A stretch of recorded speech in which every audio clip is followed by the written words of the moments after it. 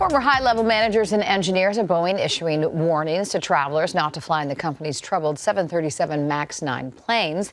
A few weeks ago, that plane forced to make an emergency landing mid-flight after a section blew out, sucking the shirt off a passenger. All right, travel expert Claire Newell joins us this morning for more on this and some other travel headlines. Claire, good morning to you. And these are certainly some shocking, startling statements from former Boeing managers. What has the reaction been, Claire, from the industry and from travelers?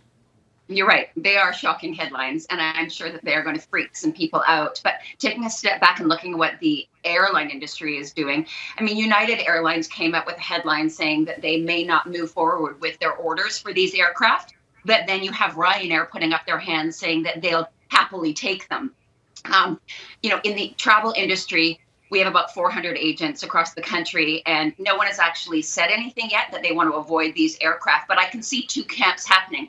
The airline industry is looking at this with FAA, the airlines, and the company Boeing. They're under a microscope right now. So the two camps will be the people who were afraid to fly this particular model because they were afraid to fly in general. They're going to avoid this at all costs. And others who will say, you know what, they're under the microscope. This might be the safest time to fly these once they've been cleared and start to be in circulation again.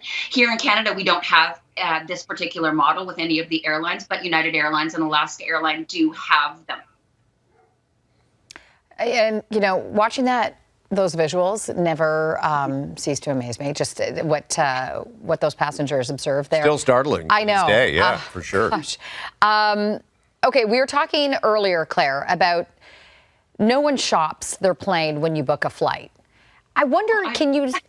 Oh, well, of course, this is your line of work. I often find out the day of travel, what Airbus, what I'm flying on. I just wonder if things may change in that regard.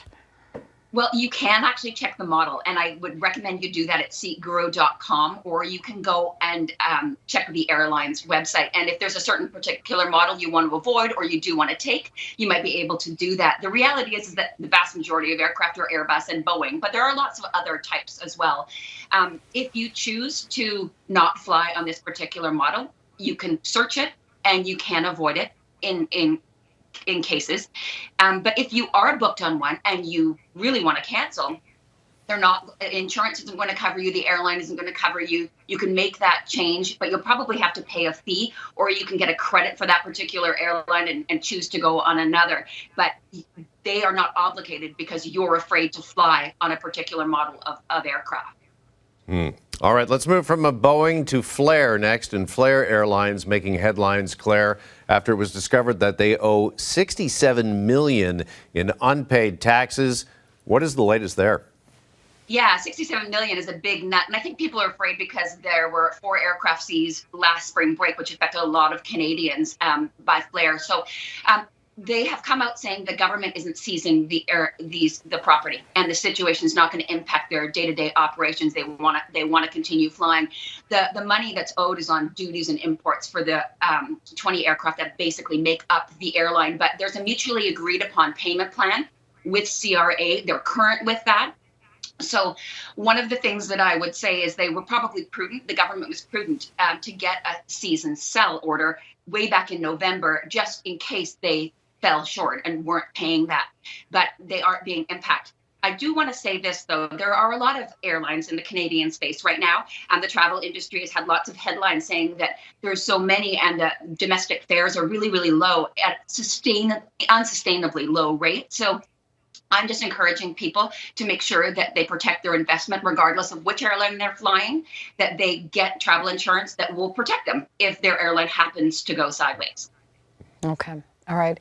Air Canada announcing a new program for passengers with hidden disabilities. What more can you tell us about this, Claire? Yeah, this is great. And hats off to Air Canada. They're the first airline in North America to come out with the hidden disabilities sunflower. It's this discreet symbol that will let airline staff know that if you need a little bit of extra time or you need a little bit of extra help, and you can pick up a lanyard at check-in counters, and it'll just tip off to the staff that you may need help. So this would be if you have a real fear of flying, if you've got autism, And I think it's going to be a game changer for people with non-visible disabilities. And I hope that other airlines here in Canada and in North America, for that matter, accept this type of program and put it in place.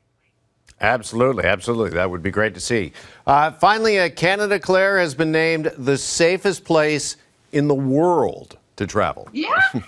So this was actually a study that was done by Berkshire Hathaway Travel Protection.